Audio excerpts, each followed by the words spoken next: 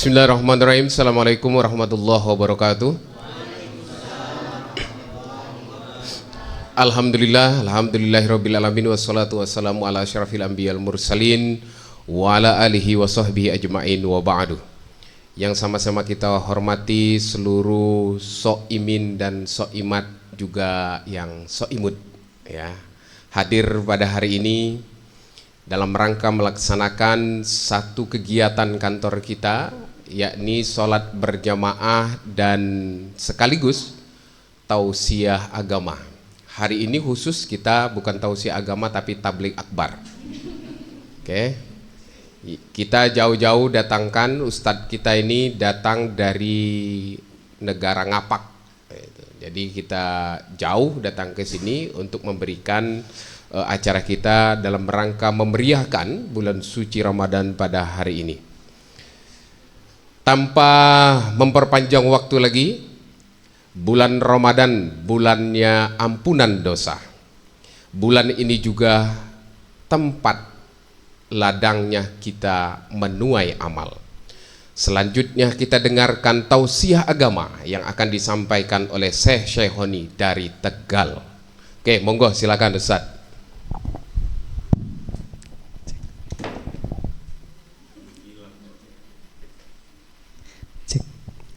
Bismillahirrahmanirrahim. Assalamualaikum warahmatullahi wabarakatuh.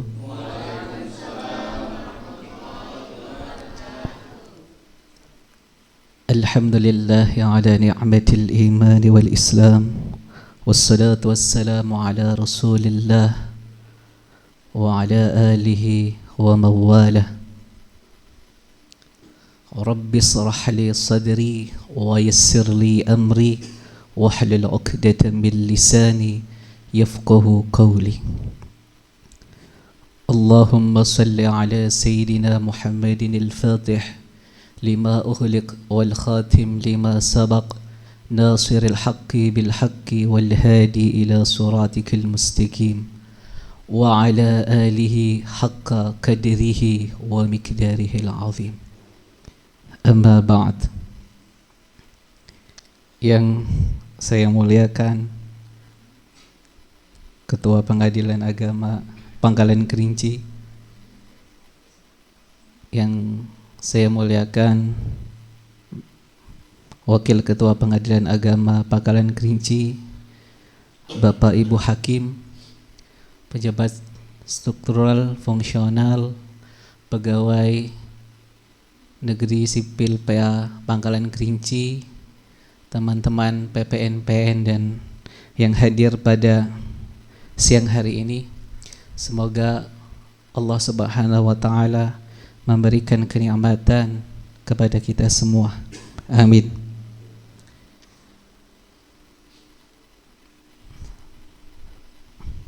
Yang pertama, mungkin minta maaf ini duduk di atas karena di bawah ada Pak Wakil dan rekan-rekan hakim, atau yang lebih dulu umurnya daripada saya izin dulu duduk di atas, tapi tidak mengurangi rasa hormat saya kepada Bapak Ibu semuanya.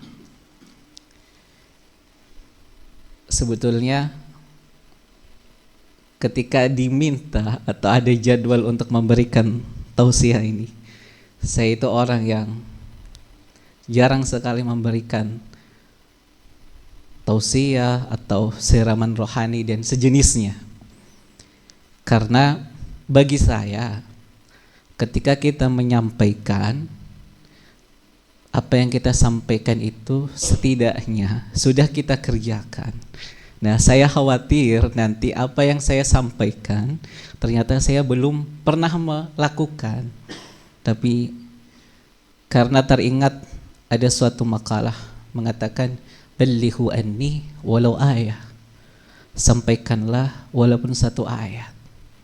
Ya mungkin nanti ada sedikit, semoga nanti ada satu atau sedikit yang bisa saya share kepada teman-teman sebagai rasa untuk mengingat. Bukan saya menggurui Bapak Ibu atau yang hadir di sini. Saya yakin Bapak Ibu lebih faham daripada saya. Namun Mungkin saya hanya sekedar mengingatkan apa yang saya dapat dan saya bagi kepada hadirin semua. Lantas nanti jangan melihat ada lagi maqalah mengatakan unzur maqalah wa la tanzur man qala. Lihatlah apa yang disampaikan. Jangan melihat siapa yang menyampaikan. Bisa jadi, oh ini anak kecil kok menyampaikan di depan. Oh, tidak pantas. Jangan dilihat itunya. Mungkin saya kurang dari Bapak Ibu, tapi yakinlah, insya Allah yang akan saya sampaikan tidak keluar dari koridor ajaran agama kita. Karena kita berbicara Ramadan, kita pasti selalu mendengar ketika para mubaligh atau para da'i selalu menyampaikan hadis Nabi, man shoma ramadanan imanan wahtisaban ghufira lahu ma taqaddama min dhanbi. Barang siapa yang berpuasa di bulan Ramadan dengan imanan wahtisaban, dan mengharapkan pengampunan, maka akan diampuni dosa-dosa yang lalu. Nah, di sini bahwasannya puasa tidak hanya sekedar berpuasa. Ada nilai yang diberikan di dalam puasa tersebut.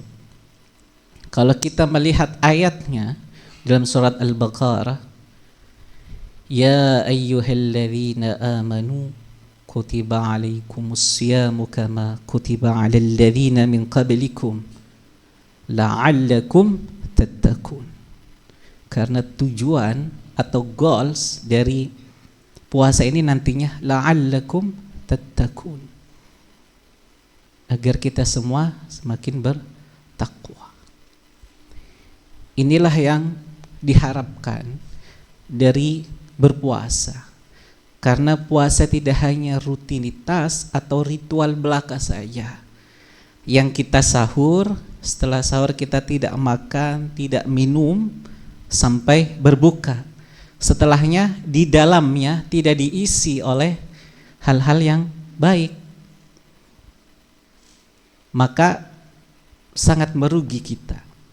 Karena sebisa mungkin dan sedapat mungkin, karena Ramadan ini kan sebagai bulan tarbiyah, pendidikan.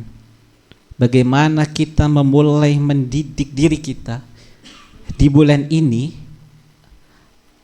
agar kita melakukan hal-hal yang baik. Sebagaimana kita mengisi bulan ini dengan kebaikan. Tidak hanya di malamnya saja, dari pagi dan malam pun harus diisi dengan hal-hal yang baik. Tidak hanya malamnya saja saya tarawih. Nah, ketika kita sholat tarawih itu sunnah, tapi pas subuh tidak mau ke masjid karena alasannya habis sahur ngantuk, ketiduran. Nah, itu yang bahaya. Kita mementingkan yang sunnah daripada yang wajib. Maka dengan Ramadan ini, karena sebagai bulan tarbiyah, pendidikan, maka yang wajib itu harus kita laksanakan dan harus ditambah dengan yang sunnah-sunnahnya. Karena diharapkan ke depan setelah Ramadan, hal yang baik itu terus dilakukan. Tidak hanya di Ramadan saja. Sebagai contoh, pasti kalau Ramadan datang kita akan berlomba-lomba membaca Al-Quran, tadarus. Tapi apakah setelah Ramadan kita masih membaca Al-Quran seperti di bulan Ramadan? Nah, itu sebagai pertanyaan untuk kita semua. Dan dijawab oleh kita semua. Karena ini masih baru memasuki Ramadan, mari kita niatkan. Kita isi Ramadan dengan hal-hal yang baik.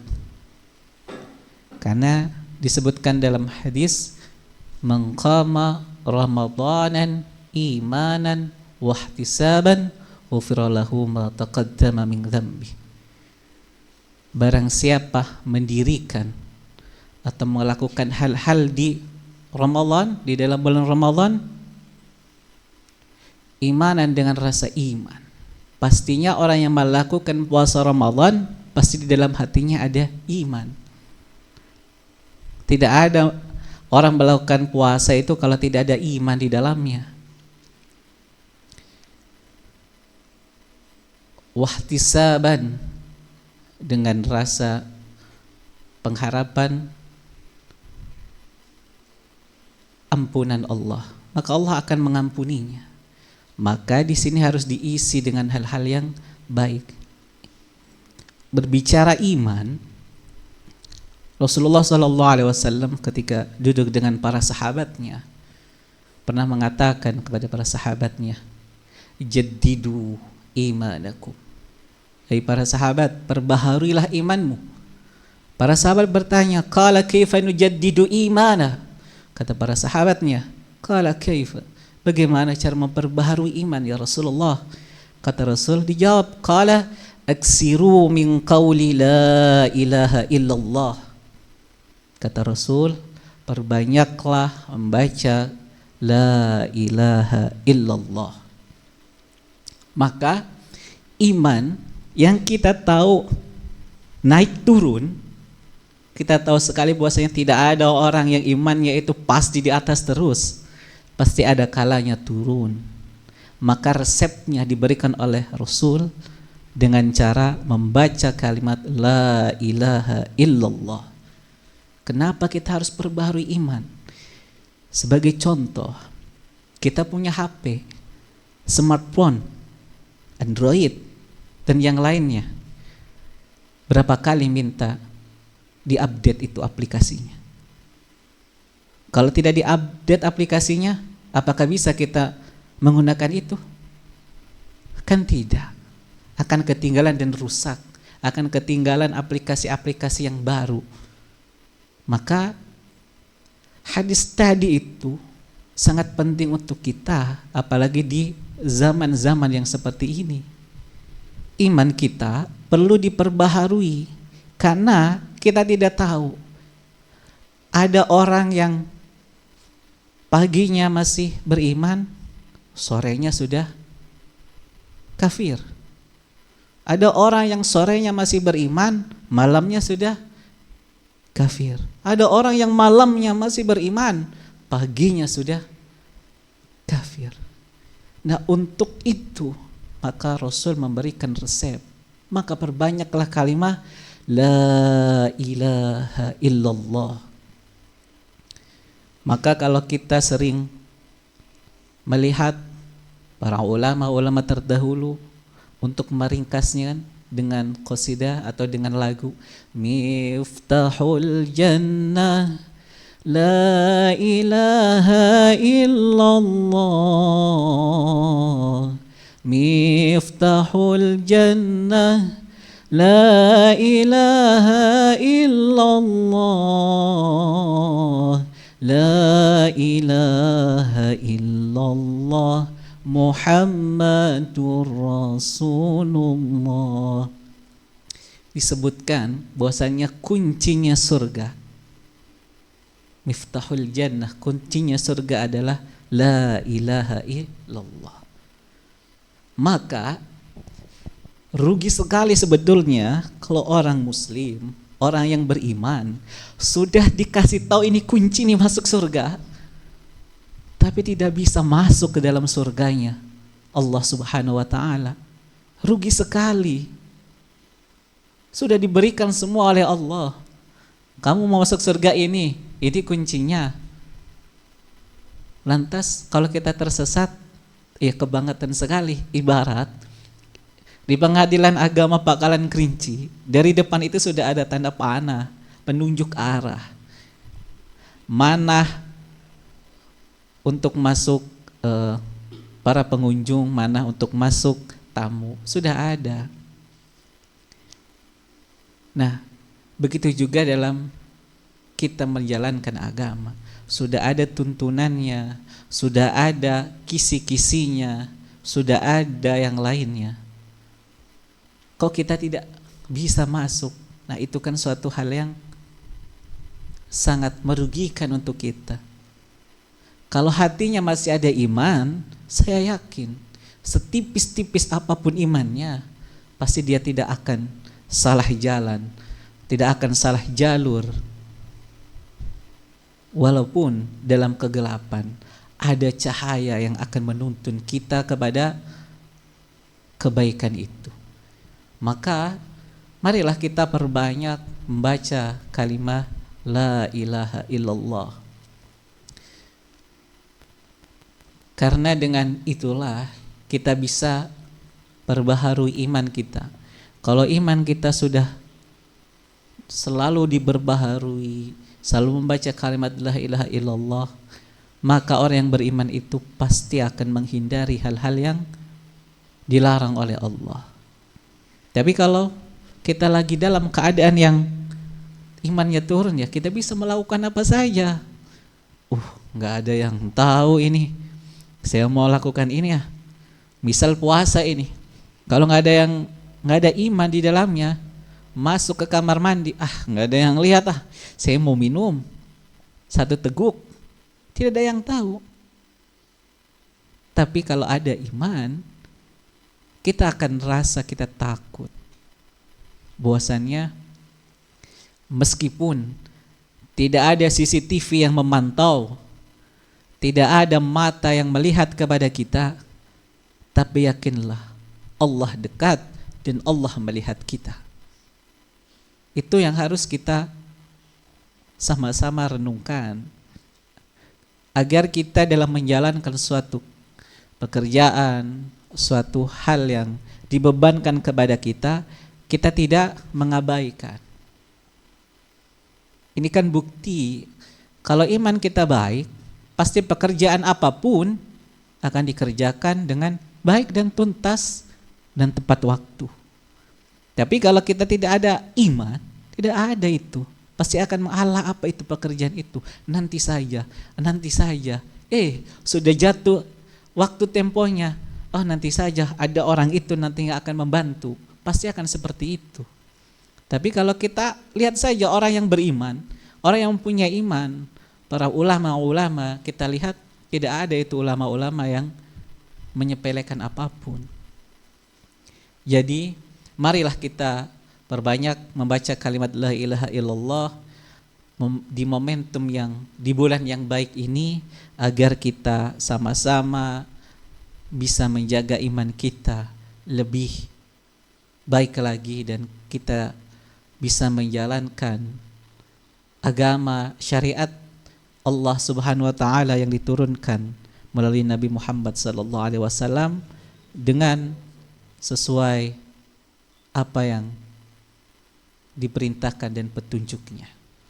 Karena kalau kita tidak menjalankan, ya itu merupakan suatu tanda. Kan dikatakan tandanya kiamat, kan salah satunya agama hanya sekedar nama, tapi para penganutnya sudah menghiraukan apa itu. Nah, maka momentum ini sebagai momentum yang baik untuk kita bersama. Bukan berarti saya menyampaikan di sini juga sudah lebih baik, belum. Saya hanya mengingatkan kita bersama. Mari kita bersama-sama untuk menjaga iman kita agar tidak tergoda atau ternodai. Karena di zaman yang seperti ini, ya kita tahu kejahatan, kemaksiatan ataupun sejenisnya banyak sekali di dalam kehidupan kita ini. Yang bisa membentengi itu apa? Ya iman kita. Kalau kita sudah tidak ada iman, ya satu sama lain sudah tidak ada hirau, tidak saling menghormati, tidak saling menghargai. Maka ketika disebutkan kita berpuasa harus dengan iman, yang akhirnya tujuan akhirnya la'allakum tattaqun, agar kita bertakwa. Kalau kita lihat takwa sendiri, itu ada 4 huruf ya kalau tidak salah. Ta, qaf, wawu dan ya, takwa. Nah, kalau kita lihat tanya itu apa? Tawadu. Tawadu itu kalau bahasa Jawanya itu andap asor. Kalau bahasa sini ya saya kurang tahu ini. Rendah hati ya kalau tidak salah. Itu tawadu. Yang kedua, qanaah. Qanaah itu menerima apa adanya. Maksudnya menerima apa adanya itu bagaimana? Orang yang bertakwa itu harus menerima apa yang diberikan oleh Allah. Karena apa? Terkadang kita, termasuk saya ini, kadang kita melihat apa yang menurut kita baik, tapi kadang menurut Allah itu tidak baik. Begitu juga terkadang apa yang menurut kita tidak baik, menurut Allah itu baik. Maka orang yang bertakwa pasti memiliki sifat qanaah, menerima apa adanya. Kalau kita tarik dalam institusi dan lembaga kita, wah, itu bisa kita jadikan sebagai patokan untuk kita menerima. Ibarat TPM. Nah, terkadang ada yang mintanya di pengadilan A, ternyata dilempar ke Tembilahan. Aduh, pengennya ke Pekanbaru, ternyata dilemparnya ke Pasir Manggarai, misal, atau yang lainnya.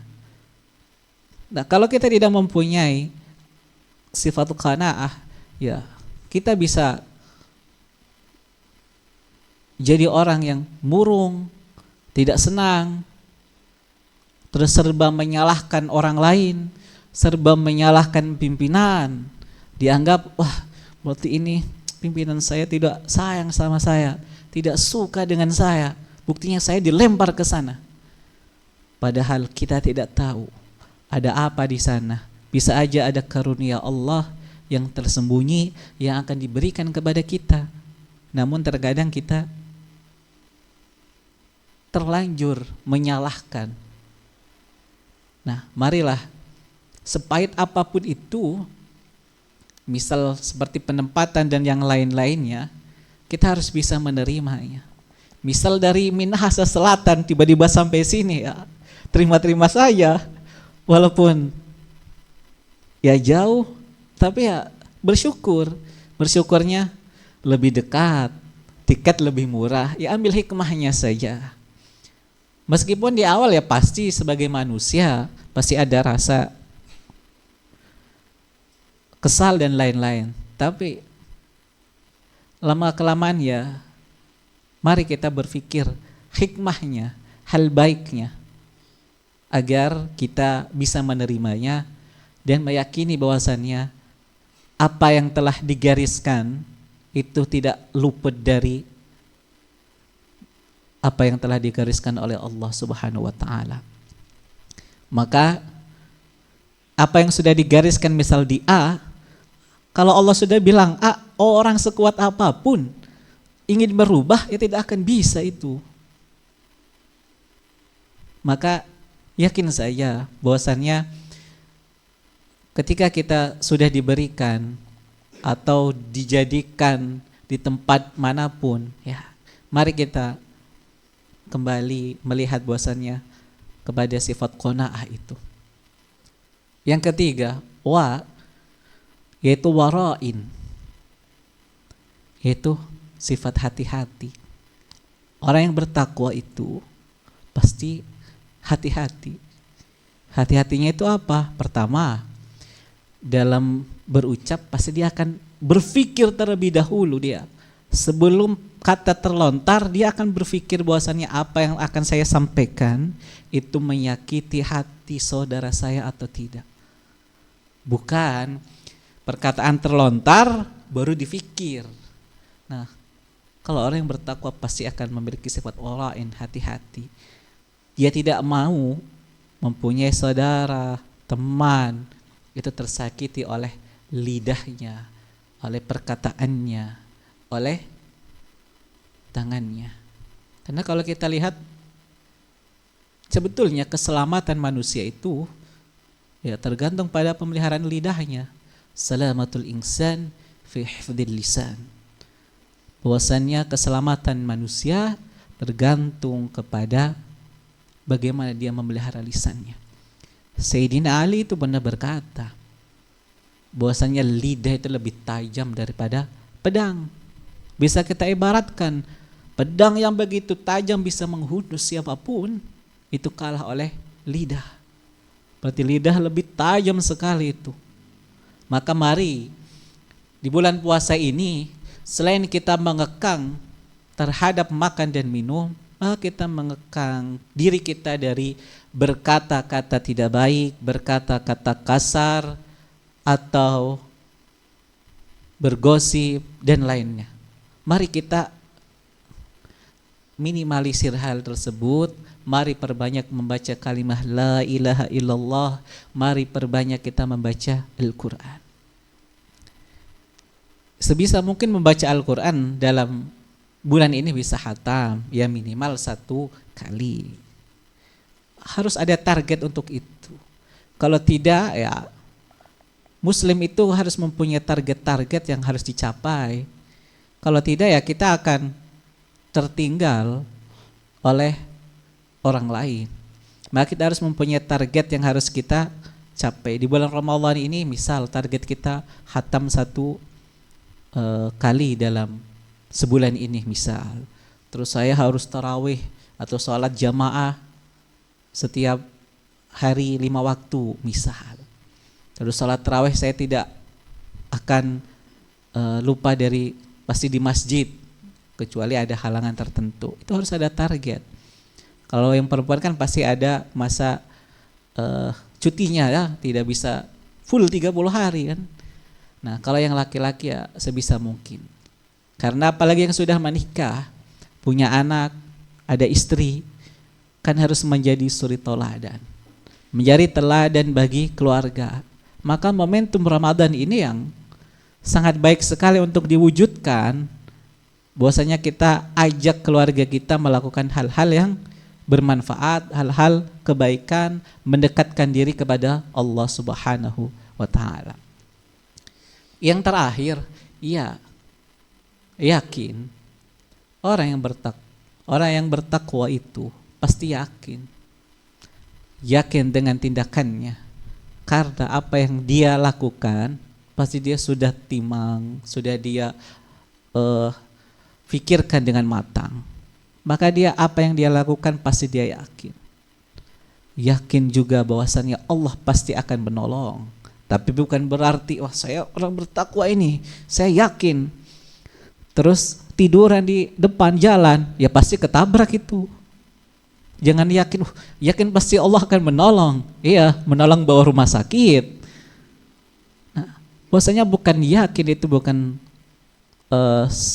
secara serta-merta, tapi yakin yang karena sudah diiringi dan dibarengi dengan perbuatan-perbuatan sebelumnya. Ma'asyiral muslimin rahimakumullah. Mungkin itu yang bisa saya sampaikan. Kurang lebihnya saya mohon maaf karena kebetulan saya menyampaikan ini kan di sampingnya ada Pak Ketua. Jadi kalau ada salah-salah kan ada Pak Ketua, jadi harusnya membetulkan. Jadi saya berani-berani saja menyampaikan karena ada Pak Ketua. Karena pasti kalau salah nanti Pak Ketua yang tanggung jawab. Karena ada Pak Ketua di sini. Jadi kalau ada salah ataupun khilaf, saya mohon maaf yang setulus-tulusnya. Mungkin itu saja yang bisa saya sampaikan. Kurang lebihnya mohon maaf. Semoga sedikit yang saya sampaikan ada yang bisa menusuk dalam hati kita masing-masing, dan kita ke depan menjadi orang yang lebih baik, dan di akhir Ramadan nanti kita menjadi orang-orang yang bertakwa. Amin, amin ya rabbal alamin. Wal afu minkum wallahul muwaffiq ila aqwamit thariq. Assalamualaikum warahmatullahi wabarakatuh. Waalaikumsalam warahmatullahi wabarakatuh. Alhamdulillah sudah kita dengarkan bersama tausiah agama Ada beberapa hal yang coba saya rangkum sedikit saja. Beliau menyampaikan bahwa marilah kita melaksanakan bulan suci Ramadan ini dengan keimanan yang kuat, kemudian rasa pengampunan kita berharap kepada Allah Subhanahu wa taala. Dengan keimanan kuat ini mudah-mudahan kita mendapatkan predikat takwa di sisi Allah Subhanahu wa taala. Untuk menjaga iman, sudah dijelaskan oleh beliau bahwa iman itu perlu di-refresh dengan tajdidul iman, dengan min qauli la ilaha illallah. Seperti itu Ustaz ya. Dan juga beliau membocorkan rahasia langit, bahwa kunci surga itu adalah sering-sering menyebut kalimat la ilaha illallah. Beliau menyampaikan dengan stylenya beliau, kalau kita perhatikan tadi beliau ini aslinya orang Tegal, bahasanya ngapak, tapi kita tidak melihat sama sekali, ya. Bahkan kalau kita melihat, kita perhatikan seperti Agim, ya. Betul tidak? Nah, itu seperti itu ya. Jadi beliau menyampaikannya sangat indah sekali, bernas semua apa yang disampaikan oleh beliau. Mudah-mudahan kita bisa mengambil hikmah dan bisa menjadikan pelajaran penting, minimal pengingat kita untuk menjadi lebih baik ke depannya. Akhirul kalam, wassalamualaikum warahmatullahi wabarakatuh.